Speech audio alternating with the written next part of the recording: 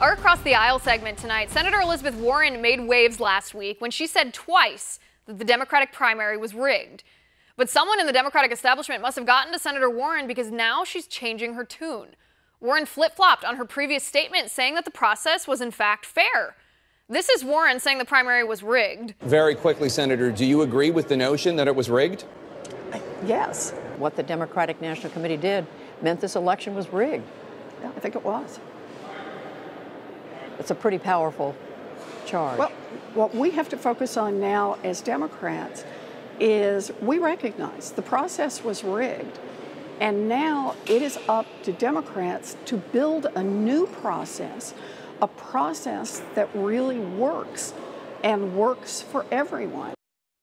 And now Senator Warren contradicts herself, saying that the primary was fair. And I quote here, "I agree with what Donna Brazile has said over the last few days, that while there was some bias at the DNC, the overall 2016 primary process was fair and Hillary made history." With me now, professor and author of Obama's America, Ian Reifowitz. Ian, good to see you. Good to see you again, Liz.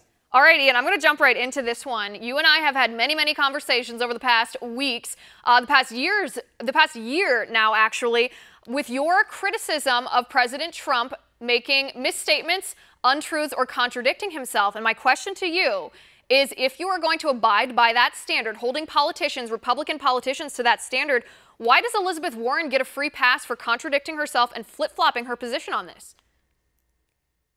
Well, she doesn't get a free pass from me. I mean, it took her a few days to correct her misstatement. I would note that it took Donald Trump 5.5 years to correct his lies about birtherism. He's never walked back his statement about wait a second. Correct saying her that Obama misstatement. wiretapped Which one him. was her misstatement? Well, I think the first one was the misstatement. I'll take her at her word that she's now convinced herself or become convinced that what she said about the process being rigged was false. Look, you know, Donna Brazile released a book. Donna Brazile is selling that book, so it makes a lot more sense when you're selling a book. Having sold a book that didn't sell that many copies, I can tell you that having a bombshell is a much better way to sell your book than not having a bombshell. So saying that it's rigged was a pretty explosive statement. Once people like Josh Marshall dug into her claims, you know. If it makes you feel any better, I read your book, so that's at least one person who got it. Well, let me ask you then, if we're talking about these Donna Brazile claims, do you think, I mean, Elizabeth Warren, she didn't make any bones about it. She wasn't vague. She didn't use any talking points. When she was asked by Jake Tapper on CNN if the primary process was rigged, she said yes. There's no misinterpretation of that. But you, as a Democrat, do you think the Democratic primary process was rigged last year? No, I don't think it was rigged. I mean, look, if you look at the fact that Debbie Wasserman Schultz clearly would have preferred and did prefer Hillary Clinton to Bernie Sanders as the nominee, I don't think there's any question about that. However, the schedule of debates and the schedule of primaries versus caucuses, these are all things that are set long before the election comes out. In fact, the caucuses and the primaries are set at the state level. So I would have to argue that.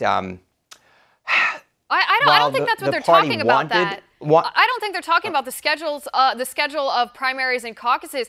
I think they're talking about, I think what the question was about when Jake Tapper asked Elizabeth Warren, he was talking about the agreement, the drawn-up, signed legal agreement between Hillary Clinton's campaign, the Democratic National Committee, and the Hillary for Victory Super PAC. They actually signed, the three of them signed an agreement that allowed Hillary Clinton to have all the say, all the control over the strategy and the finances at the DNC in exchange for Hillary Clinton bailing out the $24 million of debt that President Obama had left the DNC. And the problem with this agreement was that it happened an entire year before Hillary Clinton had ever obtained the nominee for Democratic candidate for president here. So essentially, with Hillary Clinton in charge of the finances, Hillary Clinton in charge of the messaging, Hillary Clinton in charge of the strategy, and Hillary Clinton in charge of the DNC operatives, what chance did any other Democrat, aside from Hillary Clinton, have when they were trying to vie for that position? And I mean, that's very troubling to me if Democrats don't consider that to be rigged. Well, look, I looked at that agreement as well, and then I started following, the discussion going back and forth, because I'm interested above all in a fair process for my party and for every party. And looking at the investigative reporting of Josh Marshall, it seems that what Donna Brazile was talking about may have been a bit overplayed. And as you know, ultimately, I think Democrats are going to have to decide for themselves whether they care about this or not. And I mean individual voters. It does look like something that may have looked a little more untoward than it was. Bernie Sanders has his own joint fundraising agreement as well. All candidates have them, but at the end of the day, I was really concerned that this was going to hurt Democrats on Election Day last Tuesday, that there would be a divided party, and thankfully that didn't happen. So that was really my concern in the short run. In the long run, as long as the process is better going forward, that's my main concern. And I do think that's what Elizabeth Warren is trying to do, is trying to shift the focus to going forward, whether, she should have, I'm sure that's what she's trying to do. Words more carefully. I'm sure that's what she's trying to do. She's trying to distract attention away from this. But I want to just clarify. I want to get you on the record, as well as I'm trying to do with many Democrats. Do you consider this agreement between Hillary Clinton, the DNC, and the Hillary for Victory Super PAC, do you consider that to be a fair agreement that was fair to Bernie Sanders? Look, I don't love it. I'm also not an election law expert. I read it pretty carefully. I looked at the agreement that Sanders also signed.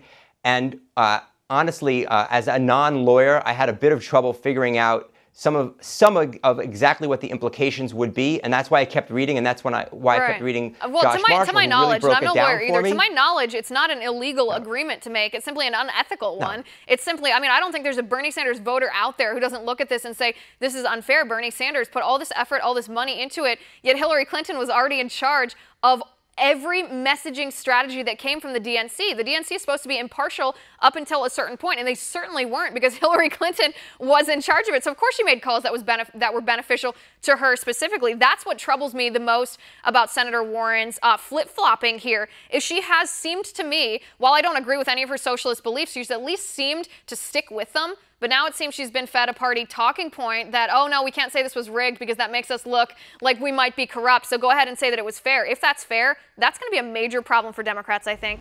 And